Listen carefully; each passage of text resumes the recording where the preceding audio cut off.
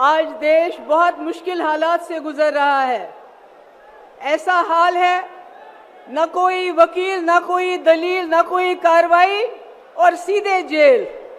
और शायद कलयुग का अमृत काल इसी को कहते हैं कि आप बिना पूछे, बिना कोई कार्रवाई किए हुए लोगों में जेल में डालते हो। ये मैं उमर खालिद की बात नहीं कर रही हूँ जो पिछले 2 साल से जेल में है। मैं सिद्दीक कपन की बात नहीं कर रही हूँ। मैं मोहम्मद जुबैर की बात नहीं कर रही हूँ। मैं आपके चुने हुए नुमाइंदों की बात कर रही हूँ जिनको आप लोग वोट डाल के एमएलए बनाते हैं, लोकसभा मेंबर बनाते हैं, चीफ मिनिस्टर बनाते हैं, मिनिस्टर बनाते हैं।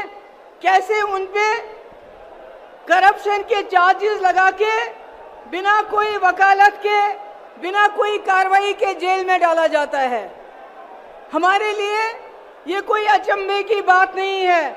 हमने जम्मू कश्मीर में पिछले 5 साल से यही देखा है। हमारे हजारों की तादाद में नौजवान, मैं, फारूक साहब, उमर अब्दुल्ला साहब, पूर्व मुख्यमंत्री, तीनों को बंद कर दिया गया और देश को बताया गया कि हम देश हित में कर रहे हैं। जब आप संविधान का उल्लंघन करते हैं, जब आप कानून का उल्लंघन करते हैं, वो देशभक्ति नहीं, देशद्रोही होता है।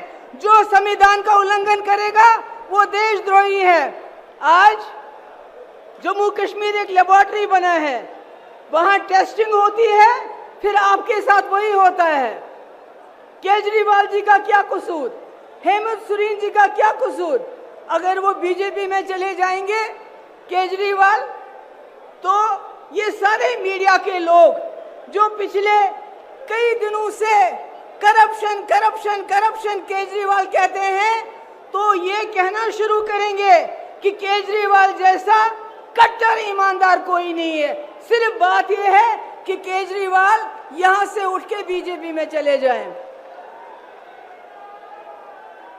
केजरीवाल का क्या कसूर? उन्होंने गरीबों के बच्चों के लिए स्कूल अच्छे अच्छे बनाए जहां से डॉक्टर, इंजीनियर, लॉयर, टीचर निकलेंगे। उन्होंने लोगों को मुफ्त बिजली दी, मुफ्त पानी दिया, अस्पताल बनाए, बसेस की मुफ्त। मगर इनको तकलीफ है, इनको इस परिवार से तकलीफ है। ये जो परिवार आप देख रहे हैं, इनको परिवारवाद से तकलीफ नहीं है। अगर परिवारवाद से तकलीफ होती तो ज्योतिरादित्य सिंधिया को नहीं लेते। अगर परिवारवाद से तकलीफ होती तो जतिन प्रसादा को नहीं लेते, मिलन देवरा को नहीं लेते, राजनाथ सिंह का बेटा पॉलिटिक्स में नहीं होता। इनको तकलीफ है एक, अगर आज भी आदित्य ठाकरे जी बीजेपी में चले जाते हैं तो फिर परिवारवाद नहीं है। इनको एक परिवार से सबसे ज्यादा तकलीफ है, और वो परिवार जिसने इस देश के लिए जेल में गए, कुर्बानियां दी, इस देश को बनाया। गांधी नेहरू उस परिवार की बात करते हैं। अरे मैं कहती हूँ ऐसे और परिवार पैदा हुए होने चाहिए थे। आज देश जो हमारा चांद्रयान पे पहुंचा, चांद पे पहुंचा, शायद कहीं और पहुंच गया होता। इनका क्या काम है? इनका काम है, इन्होंने कहा हम सवाल पूछते हैं, आपने कहा 2 करोड़ नौकरियां देंगे, नौकरियां नहीं दी, बल्कि यहाँ के नौजवानों के हाथों में लाठी दी, जबान पे नारा दिया, कभी देश का कभी धर्म का, बोला जाओ मारो, लिंच करो, शक्ल देखो, क्या खाता है, क्या पहनता है, दाढ़ी कितनी लंबी है। इन्होंने नौजवानों का अपराधीकरण किया, उनको दंगाई बनाया, कहा तुम दंगे करो, तुमको जेल नहीं भेजेंगे, मगर हमसे नौकरी का हिसाब मत मांगो, हमसे 2 करोड़ नौकरियों का हिसाब मत मांगो। इन्होंने भ्रष्टाचार का इल्जाम हम पे लगाया।